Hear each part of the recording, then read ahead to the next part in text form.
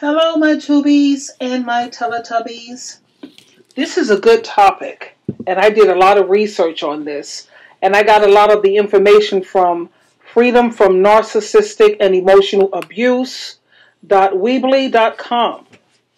And the topic is why narcissists start arguments and create problems in your day-to-day, everyday life. The number one reason they start and create problems is because they feel they have to control not only you, but their environment. This is their way of sucking supply out of you. The reason they have rage issues and become aggressive is because that's what they want you to become. They want you to lose your cool. They want you to lose control like they've lost control. They will try to manipulate you into fighting, and when they can't do it, they feel so defeated and so weakened. Remember what we talked about in the previous videos, how they're vampires. You didn't get any blood out of you. They didn't get any blood out of you because they couldn't get you to start fighting or arguing or getting crazy, so they lose fuel. They want people around you. They want the people that are around you, or like when let's say you're outside or around family or other people, they want people to think that you are the one who causes drama, or that you are the abusive one or the troublemaker. When truth be told, it's them that's doing all of this nonsense. Narcissists, one thing I've noticed, and it's a fact, they live for drama.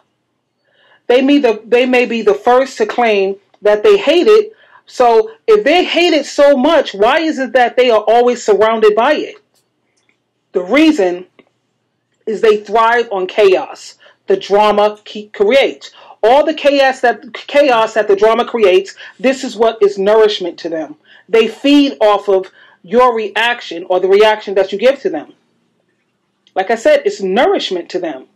You see, the narcissists, they will nitpick and poke and prod until it causes you to lose your cool and lose your temper. Narcissistic people, they don't care what they pick to fight about. They don't care. It could be about politics, religion, education, the children, what movie you're going to see, household duties, problems with your family constantly. Because I remember my ex-narc, he was constantly talking about my brother behind his back. He had problems with my son. He had problems with the cat. He had problems with my son-in-law. My daughter, he didn't bother with. He had problems because she never was around him. She was smart. She knew to stay the hell away as much as possible. But like I said, they will pick anything to try to fight about and start an argument with. It doesn't matter. They will use whatever they can to entice you and lure you into an argument.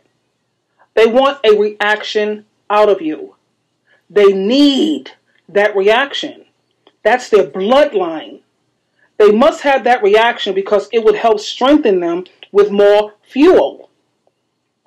But let me tell you the best way to handle these creatures.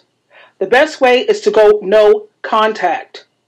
And if you can't leave because of kids or whatever your situation is, financial or whatever your situation is, when they start up with that stupidity and that dumb nonsense, all you have to do is leave. Go to the bathroom. Go in the bathroom. Go into another room. Totally ignore them. Don't give them the fuel or the reaction that they're looking for. Let them stew in their misery because they couldn't get the reaction out of you that they were looking for. That's the best way to handle that situation. Like I said, if you heard all the calls and all the emails that I have received from so many people who have been traumatized by these narcissists, and they continue, a lot of them are still going through it. This is why I make these videos in terms of narcissism, because I feel the more that you talk about it and the more that you inform people and educate people about these emotional vampires and these sick creatures, you know, the more you'll be able to protect yourself, the more you know how to handle the situation. So I just wanted to share that with you here today because I felt that it was important. You want to understand why you're always in an argument with these people. They're always trying to start trouble. Everything will be running smoothly. Everything is going great. And they will find some way to throw a monkey wrench in what's beautiful. I've been through it. Trust me, I lived through it. And Like I'm trying to explain to this female, she's saying, why are you always talking about this narcissistic thing? Don't you think that's feeding his ego? First of all, I don't think he watches my channel. I don't think so. He's too busy puffing on a crack pipe. Secondly, no, it has nothing to do with trying to feed his ego or wanting him back. No. I have to show that he was the only full-blown narcissist that I know. Everybody else that I've dealt with, I mean, I've met some people who have narcissistic traits, but this is the only narcissistic full-blown creature that I know. That's why I always talk about him. It has nothing to do with, oh, you're sitting pining over him. Hell no. The reason I use him as my topic for conversation because that's the only one. The only one. You know? It has nothing to do with me trying to hope, because that'll never happen. I think he's wise enough. He's not that bright. He really isn't. He's not the sharpest knife in the drawer, but he's smart enough to know there's not a chance in all hell that I would ever give him the time of day again. That's not going to happen. So for that female who sits up there and say, well, all you're doing is feeding his ego, first of all, if he's looking at my page, why would you be looking at on my channel? I don't think so, honey. And it's not about feeding his ego. It's about identifying with my other fellow empaths to show them that I understand what you've gone through or what you're going through, because I also have experience.